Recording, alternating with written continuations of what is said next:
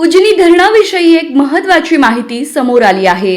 वाढत्या उन्हामुळे शेतीसाठी पाण्याची गरज लक्षात घेऊन धरणातून पहिले उन्हाळी आवर्तन सोडण्यात आले आहे।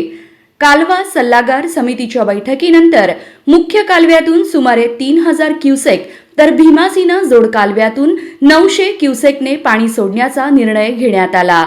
त्यानंतर हे पाणी सोडलं जात आहे। सध्या उजनी धरणात 31 टीएमसी म्हणजेच 57.80% उपयुक्त पाणीसाठा उपलब्ध आहे। विशेष म्हणजे गतवर्षी याच काळात धरणात केवळ 30% पाणी होते। यंदा सुमारे 28% अधिक साठा असल्याने शेतकऱ्यांना दिलासा मिळाला आहे। सोडण्यात आलेले हे पाणी मे महिन्याच्या अखेरपर्यंत म्हणजेच जवळपास 2.5 महिने सलग उपलब्ध राहणार आहे।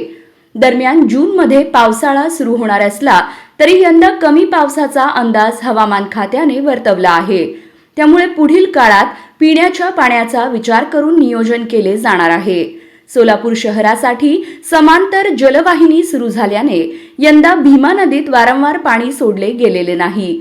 मात्र नदीकाठच्या शेतकऱ्यांच्या मागणीनुसार मे महिन्यात पुन्हा पाणी सोडण्याची शक्यता आहे।